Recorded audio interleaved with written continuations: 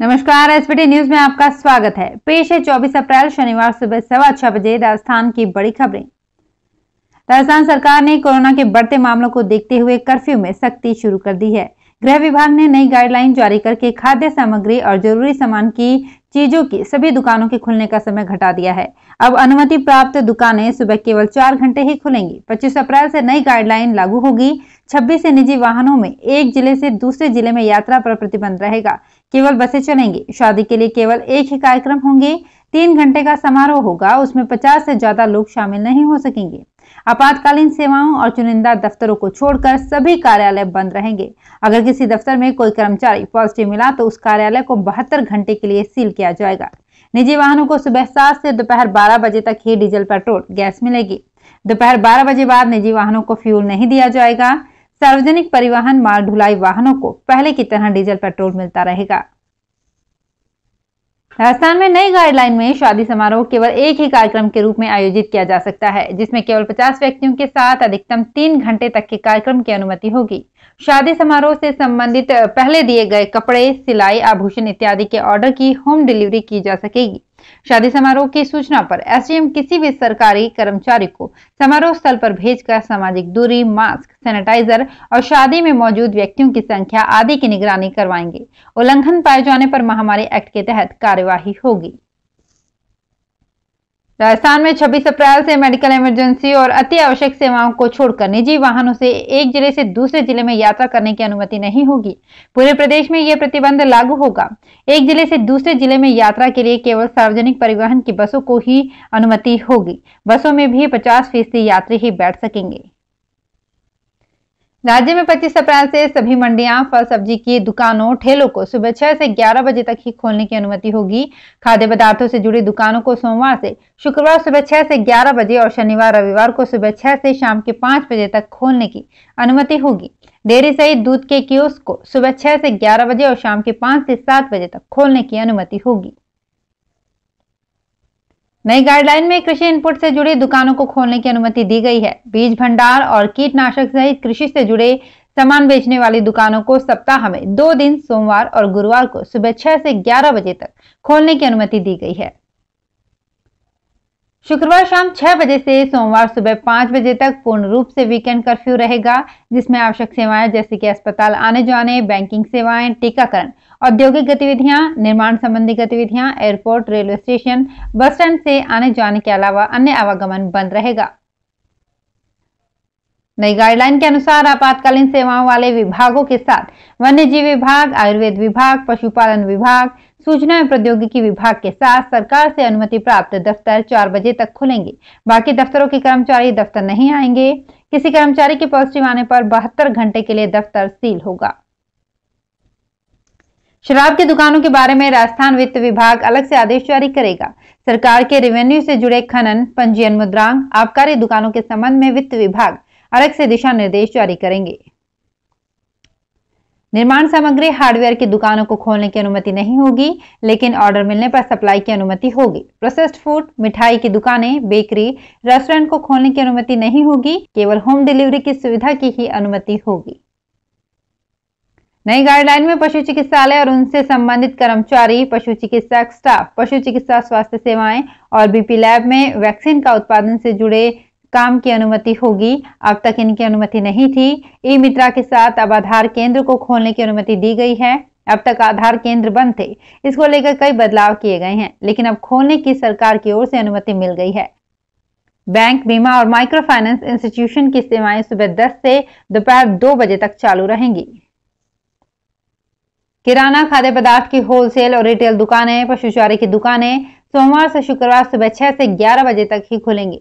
शनिवार रविवार बंद रहेंगी। मंडियां, फल सब्जी, फूल मालाओं की दुकानें, फल सब्जी के ठेले और मोबाइल वैन को सातों दिन सुबह 6 से 11 बजे तक की ही अनुमति होगी। डेयरी और दूध की दुकानें सुबह 6 से 12 बजे तक, शाम के 5 से 7 बजे तक खोल सकेंगे। वीकेंड पर शनिवार रविवार को डेयरी, मंडियों, फल सब्जियों की दुकानों, ठेलों को छोड़कर सभी दुकानें बंद रहेंगी। राजस्थान में कोरोना संक्रमण की रफ्तार में कमी नहीं आई है। शुक्रवार को पिछले 24 घंटे में कोरोना संक्रमण के कुल 15,358 नए मामले आए। गुरुवार को ये संख्या 14,668 थी, यानी शुक्रवार को पूरे प्रदेश में गुरुवार के मुकाबले 690 मामले ज्यादा आए। राजधानी जयपुर के मौजूदा गैस प्लांट्स की सुरक्षा के लिए अब पुलिस ने एक प्रभारी कांस्टेबल की तैनाती करने का फैसला किया है। इन सभी प्लांट्स की निगरानी के लिए इनके ऊपर थाना प्रभारी मॉनिटरिंग करेंगे। इस संबंध में जयपुर पुलिस कमिश्नरेट कार्यालय ने चारों जिलों के पुलिस उपायुक्त को पत्र लिखा है। कोरोना वायरस महामारी की दूसरी लहर में आर्थिक दुश्वारियों को कम करने के उद्देश्य से केंद्र सरकार ने शुक्रवार को फैसला किया है कि मई और जून में गरीबों को मुफ्त अनाज उपलब्ध कराया जाएगा। अधिकारियों ने ये जानकारी दी है। खाद्य एवं सार्वजनिक वितरण सचिव सुभाष पांडे ने बताया कि प्रधानमंत्री गरीब कल्याण अन्न योजना के तहत सार्वजनिक वितरण प्रणाली लाभार्थियों को 2 महीने मई और जून में हम 5 किलो अतिरिक्त अनाज मुफ्त देंगे। इस बार योजना के तहत हम दाल उपलब्ध नहीं करा रहे हैं। और अब खबरें श्रीगंगानगर हनुमानगढ़ जिले की। श्रीगंगानगर जिले में वीकेंड कर्फ्यू अगले शुक्रवार 30 अप्रैल से लगेगा। आज शनिवार को वीकेंड कर्फ्यू को लेकर लोगों में भ्रम की स्थिति उत्पन्न हो गई। इस संबंध में जिला कलेक्टर जाकिर हुसैन ने आदेश जारी किए हैं। आदेश के तहत अगले शुक्रवार को शाम 6 बजे से सोमवार सुबह 5 बजे तक आवश्यक सेवाओं को छोड़कर अन्य आवागमन पर प्रतिबंध रहेगा। हनुमानगढ़ जिले में कोरोना संक्रमण की रोकथाम को लेकर जिला प्रशासन हरकत में आ गया है। गाइडलाइन की पालना नहीं करने पर प्रशासन की टीम ने 2 शराब के ठेके, 1 कोचिंग सेंटर और 1 मोबाइल की दुकान को सीज कर दिया। ये कार्यवाही एसडीएम हनुमानगढ़ कपिल यादव के नेतृत्व में प्रशासन, पुलिस और नगर परिषद टीम ने संयुक्त रूप से की है। श्रीगंगानगर जिले में कोरोना ने नया रिकॉर्ड तोड़ा है। पिछले 1 वर्ष के कोरोना काल में एक ही दिन में सबसे अधिक रोगी 338 मिले हैं। इससे प्रशासन में हड़कंप मच गया है। जिला प्रशासन हरकत में आया और सख्ती से पेश आने लगा। चिकित्सा विभाग से मिली जानकारी के अनुसार पिछले 6 दिन में 932 रोगी सामने आए हैं। जिले में कोरोना संकट लगातार बढ़ता जा रहा है। कोरोना रोगियों को देखते हुए जिला मुख्यालय के सरकारी अस्पताल में कोविड वार्ड में बेड की संख्या बढ़ा दी गई है।